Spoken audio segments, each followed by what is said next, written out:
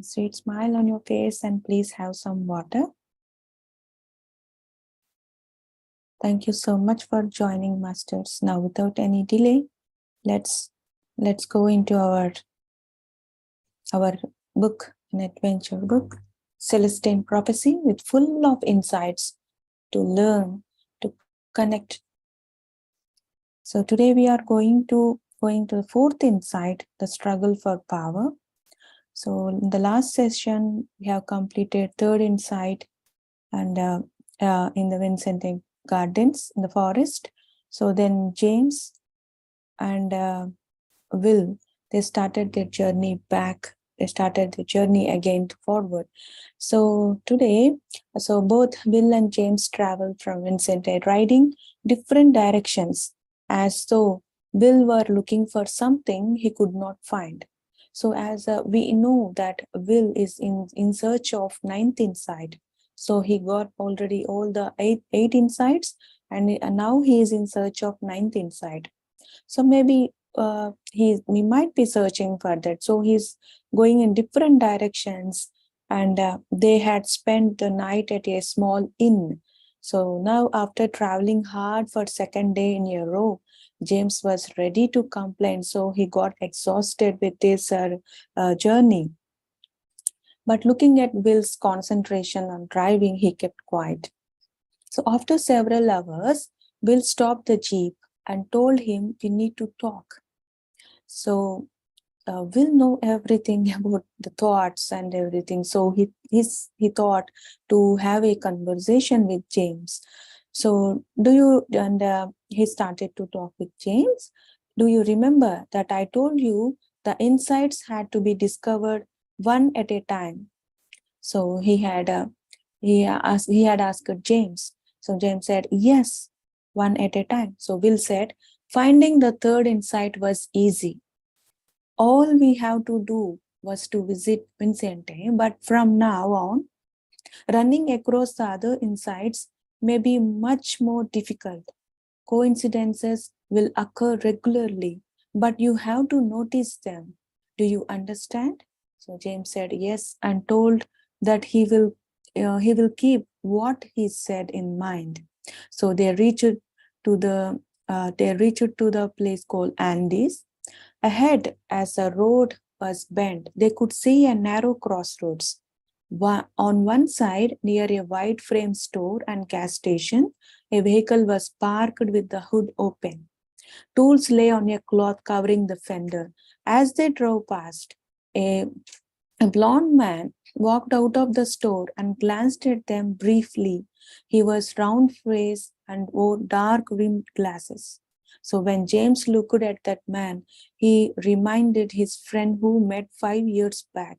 So as soon as he saw that person, so he recollected his back memories. So with the same features, he used to had a friend 5 years back whom he met 5 years back.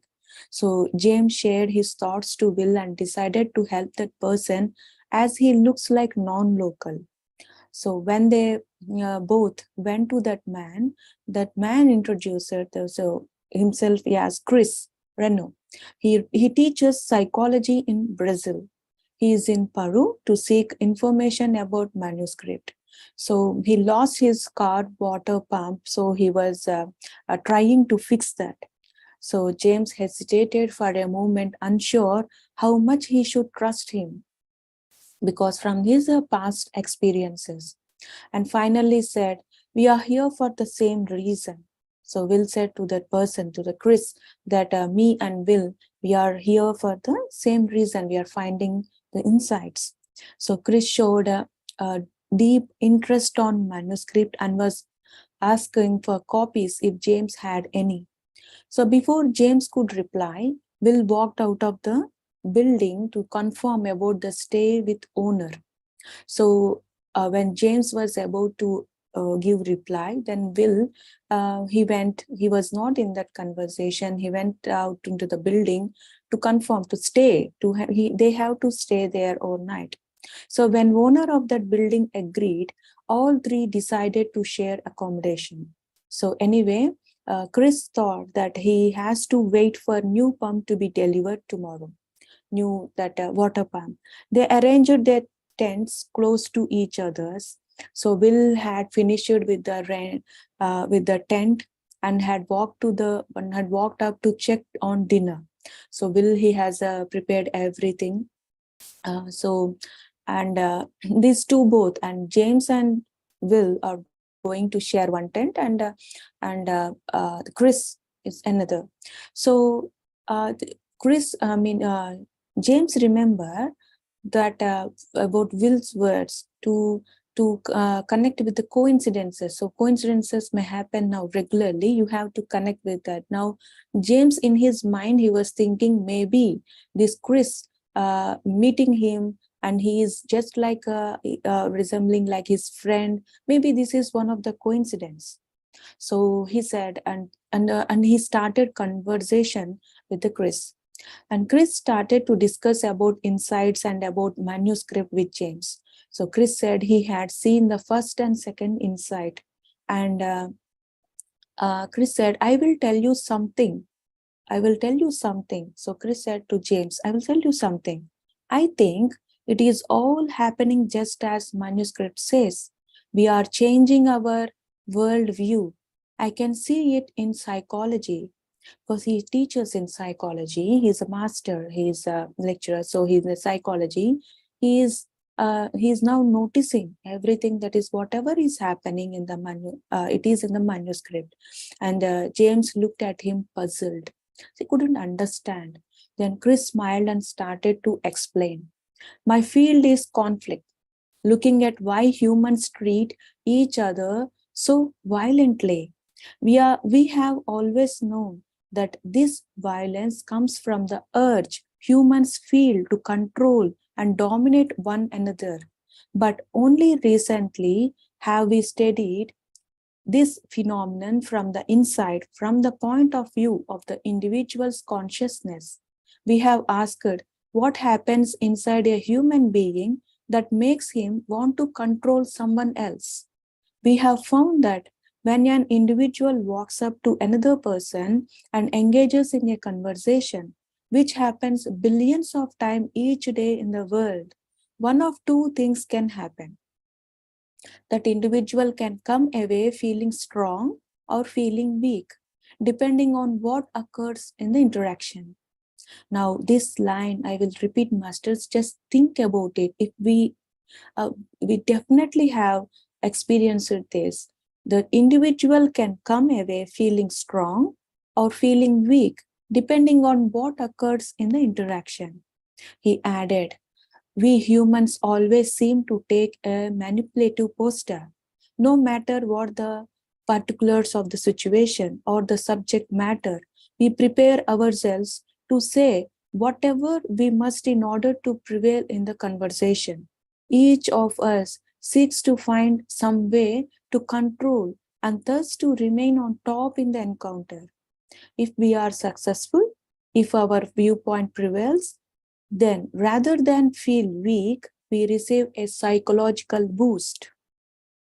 In other words, we humans seek to outwit and control each other, not just because of some tangible goal in the outside world, but we are trying to achieve, but because of a lift we get psychologically.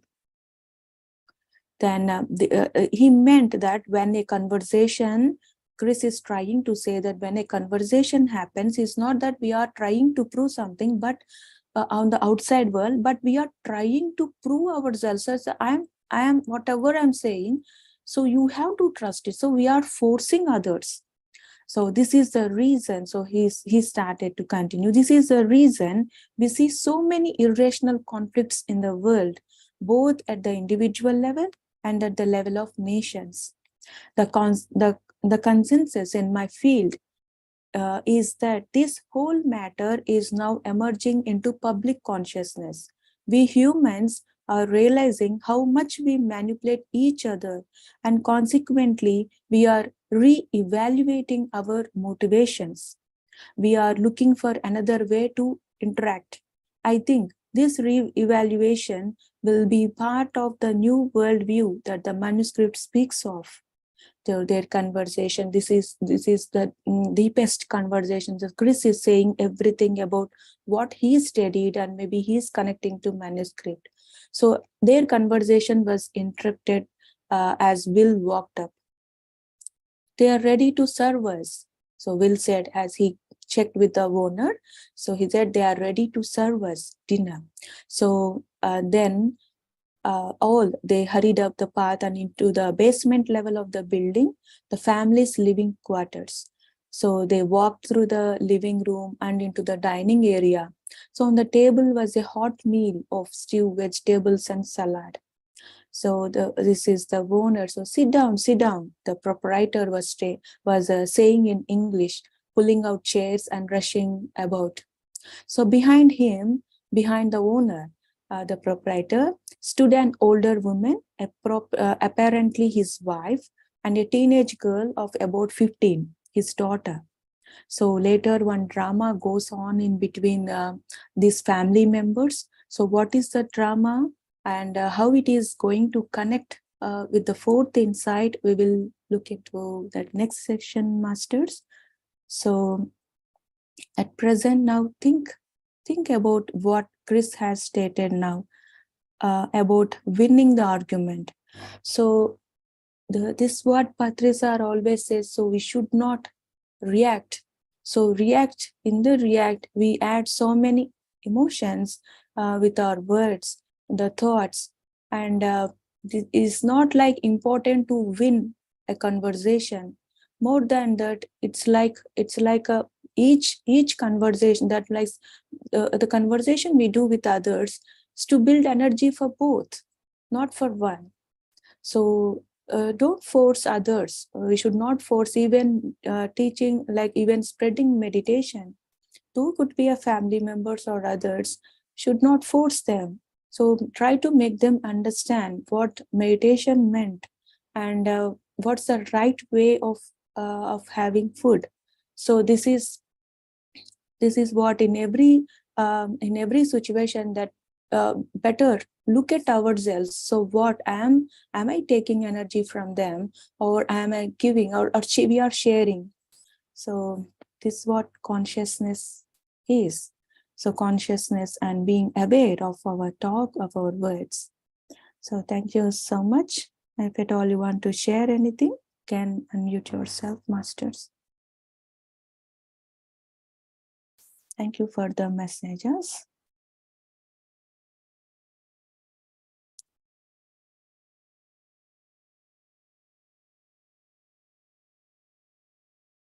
All right, then shall we meet in the evening then? So, Sarada. Yes, sir. So thanks a lot. Beautiful meditation.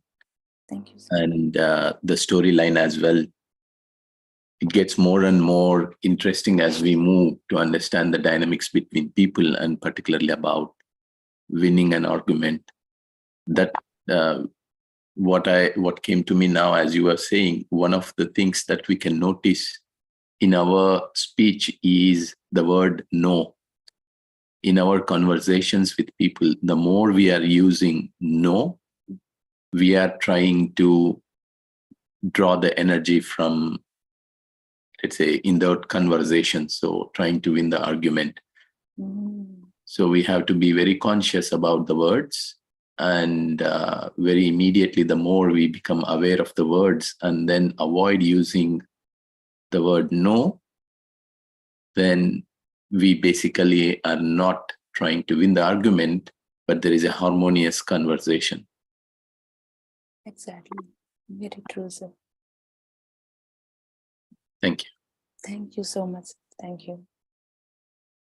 Thanks a lot. Yes. Yes, very true, masters. It's not like sometimes I see Patricia will be strong in his words sometimes, but that strongness is not, he's not trying to win others, but that strong, it's what our thought. So where is our thought? It's not like winning over the argument, but being strong at the standing on the truth. So this is what I observed from Patricia. So if at all, yeah, sometimes he says no, but that no is not like opposing others. It's like how truth the word is. Yes. Thank you so much, sir. That's very valuable point added. Saying no. You should not say no. Yes. Not every time. So thank you so much then, masters. If at all no sharings, then shall we meet in the evening then?